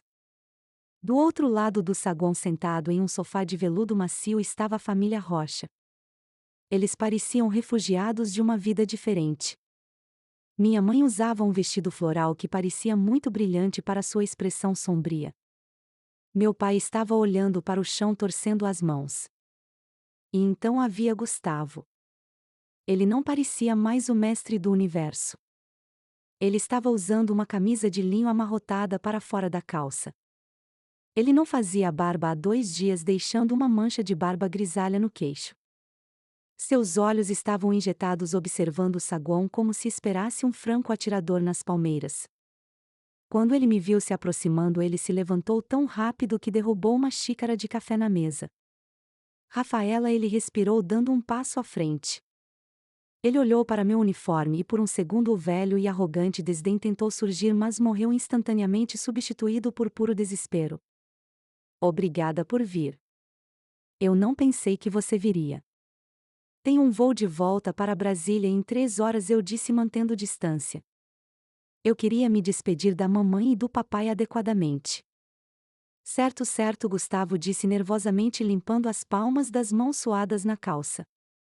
Ouça, Rafa, precisamos conversar sobre a situação. Ele puxou o telefone. Suas mãos tremiam. O vídeo tem 20 milhões de visualizações, ele sussurrou, sua voz falhando. 20 milhões. O Conselho de Administração está convocando uma votação de moção de desconfiança amanhã de manhã.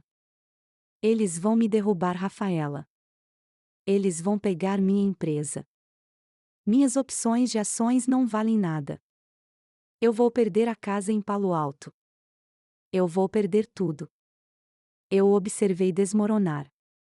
Foi doloroso, mas necessário, como ver uma febre desaparecer. O que você quer que eu faça, Gustavo? Faça um vídeo comigo, ele implorou, os olhos arregalados e molhados. Apenas um pequeno clipe. Ficamos aqui em frente ao pôr do sol. Você usa o uniforme. Sorrimos. Dizemos que foi tudo um mal-entendido. Uma esquete. Uma campanha de marketing viral para uma instituição de caridade de veteranos. Sim. Dizemos que fizemos isso para aumentar a conscientização sobre os veteranos. Ele riu. Um som maníaco e agudo. É perfeito. Você salva minha reputação. Eu dou 100 mil para alguma instituição de caridade e todos ganham. Por favor, Rafaela, você é minha irmã. Você não pode deixá-los me destruir. Meus pais se levantaram agora, pairando atrás dele. Minha mãe me olhou com olhos implorantes. Rafaela, por favor. Seu irmão trabalhou tanto por essa empresa. Não deixe uma discussão boba arruinar a vida dele. Olhei para eles. Por 19 anos suas vozes me controlaram. Sua aprovação era a droga a qual eu era viciada. Mas parada ali em meu uniforme, cercada pela força silenciosa de minhas próprias conquistas, percebi que o vício estava quebrado. Não, eu disse. A palavra pairou no ar úmido como um trovão. Gustavo congelou. O que eu disse? Não, Gustavo. Não vou mentir por você e certamente não vou usar meu uniforme, um uniforme em que homens e mulheres morreram como um adereço para salvar sua carteira de ações. Mas eu sou sua família, Gustavo gritou, atraindo olhares de alguns turistas próximos. Você deveria me apoiar. Eu te apoiei, eu disse suavemente. Quando éramos crianças eu te defendi de valentões. Quando você abriu sua primeira empresa eu te enviei dinheiro do meu salário de missão no Iraque. Eu te apoiei por 40 anos, mas você nunca me apoiou. Gustavo desabou no sofá, enterrando o rosto nas mãos. Eu estava com ciúmes, ele murmurou em suas palmas. Com licença. Ele levantou a cabeça, lágrimas escorrendo pelo rosto. Eu estava com ciúmes, ok, você sempre foi a mais forte, a que aguentava a dor. Eu era apenas o garoto inteligente que tinha medo de tudo. Eu zombava de você por quê? Porque isso me fazia sentir que eu estava acima de você. Se eu pudesse te fazer parecer pequena, então eu me sentiria grande. Era a verdade. Finalmente, depois de décadas de postura verdade. Andei até ele. Não o abracei. Fiquei em pé olhando para baixo. Eu sei, Gustavo, eu disse. Eu te perdoo. Sua cabeça se ergueu, a esperança acendendo em seus olhos. Você perdoa, então você vai me ajudar, não? Eu balancei a cabeça, um sorriso triste brincando em meus lábios. Você está confundindo perdão com conserto. Eu te perdoo, Gustavo. Eu libero a raiva. Não vou mais carregar o ódio. Mas não vou consertar isso para você. Você quebrou. Você tem que consertar. Mas eu não consigo, ele lamentou. Então você vai falhar, eu disse simplesmente. E você vai aprender. E talvez quando não tiver mais nada além de si mesmo, você se tornará o homem que deveria ser antes que o dinheiro o arruinasse. Virei-me para meus pais. Meu pai estava chorando em silêncio. Ele se levantou e tentou me saudar. Foi desajeitado e estranho, sua mão tremendo. Sinto muito, coronel, ele sussurrou. Sinto muito. Adeus, pai, eu disse. Cuide da mamãe. Virei-me sobre os calcanhares, realizando uma manobra de meia volta perfeita. Os saltos dos meus sapatos sociais estalaram nitidamente no chão de mármore. Rafaela, Gustavo, gritou uma última vez, sua voz soando como um fantasma se desvanecendo na distância. Para onde você está indo? Saí do saguão, passei pelo valet e fui para a calçada perto da praia. O sol estava se pondo sobre o Pacífico, pintando o céu em tons roxos e laranja queimados. À minha direita, ao longe, ficava Pearl Harbor. O memorial do USS Arizona jazia em silêncio sob as ondas, um túmulo para mais de 1000 homens que nunca puderam se despedir de suas famílias. Eu caminhei até a beira da água, deixando a brisa do oceano agitar a bandeira no meu ombro. Pensei na solidão. Por anos eu pensei que estava sozinha porque eu era a ovelha negra. Eu pensei que precisava comprar meu caminho de volta para o rebanho com silêncio e submissão. Mas enquanto observava as ondas quebrarem na costa imutáveis e fortes, percebi que não estava sozinha. Eu tinha o general Miranda. Eu tinha os soldados que formaram uma parede ao meu redor no aeroporto. Eu tinha os homens e mulheres com quem servi, que conheciam a verdadeira eu, as cicatrizes, a garra, a lealdade. E o mais importante, eu tinha a mim mesma. Respirei fundo, enchendo meus pulmões com o ar salgado. Enfiei a mão no bolso e tirei a passagem de volta que Gustavo havia comprado para mim dias atrás. Assento 42E. Olhei para ela uma última vez, depois a rasguei ao meio, depois de novo ao meio. Joguei os pedaços em uma lixeira perto do calçadão. Meu telefone vibrou. Era uma mensagem segura do general Miranda. Avião abastecido. Decolagem em 60. Bom trabalho, Rafaela. Eu digitei de volta. A caminho, senhor. Ajustei meu cap, ajeitei minha jaqueta e comecei a me afastar do pôr do sol do hotel e em direção ao aeroporto. Eu andei com passos longos e confiantes de uma mulher que finalmente sabia exatamente quem era e exatamente onde pertencia. A ovelha negra havia se tornado a pastora e o lobo não era mais minha preocupação. Levei 19 anos para perceber que o DNA não faz uma família. O respeito, sim. Eu me afastei para encontrar minha paz e espero que minha história lhe dê coragem para fazer o mesmo. Lembre-se, você não precisa se incendiar apenas para manter os outros aquecidos.